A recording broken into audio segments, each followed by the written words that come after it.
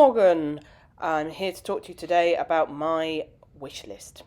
So first of all, out of my wish list, this is a cheap item, so I put it at the top of the list, is Hakone grass. And I'd like to keep that in the Japanese area. And I think a lot of different ornamental grasses are going to look really nice in that space. I've already have blood grass, as I've mentioned before, and I'm now going to get a variety of different grasses for an effect because I am thinking of building a stream behind me. Stream sounds like quite a dramatic word for what it is, but it's actually going to be water feature more than anything. So Hakone grass is going to feature really nicely. My second item that I really want is pink Pampers grass. Now, Pampers grass has got a bit of a bad reputation in the UK because apparently it is a plant that has been used by swingers to illuminate their availability. Whether this is true or not, I don't know. I've had a few people say it to me. Maybe if it's pink, that means something else. Maybe it's something worse. I don't know. It's a bold statement, and I really believe in big, bold statements in the garden. Will it look tacky? Maybe. It might do. It looks very 70s, but I'm going to see. Pink Pampers grass is something that I think definitely I will be getting soon.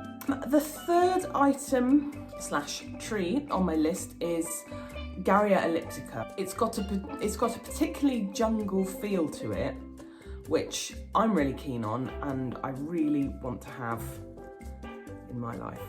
I considered getting a weeping willow because, like I said before, we are having a bit of a privacy issue, and also I do want to build up the foliage so it becomes something quite grand. I thought weeping willow would be good because it grows really quickly and thick and fast, and it will have that same sort of falling foliage effect.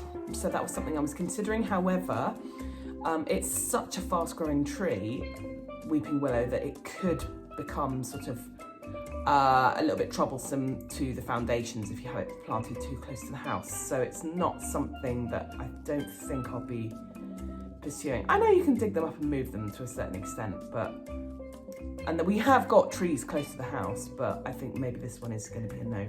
My next big wish list wish is for a Cordyline australis. These are incredibly common. They're called Torbay palms or Torbay dazzler, or the name that I really can't stand, cabbage tree palm. Nothing like a cabbage tree.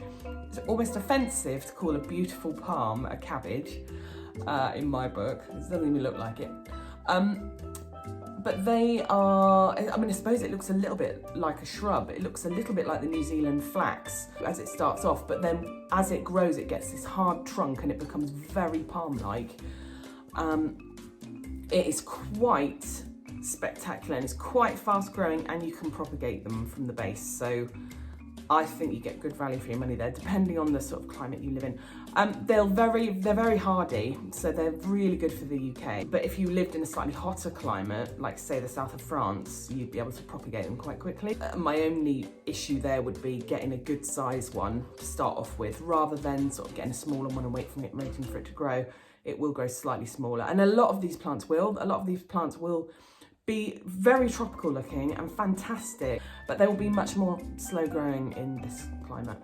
My next thing on my wish list is a TRex plant. They've got huge leaves which make vast foliage, and it's a very tropical looking plant, a very sort of Jurassic looking plant as well. That's not why it's called a T-Rex actually, but it's to do with its scientific name. My next plant is Serencina Leucophilia, which is a pitcher plant, which is a type of carnivorous plant, which is fairly hardy in this country. So I think those are going to look very tropical. And it's definitely something I want to try. I've never tried anything like that before. I knew as houseplants they did really well with rainwater, but I don't think I knew how hardy they were, and I didn't realise that they were something that you could grow in the garden. They're going to match in really nicely, so watch this space.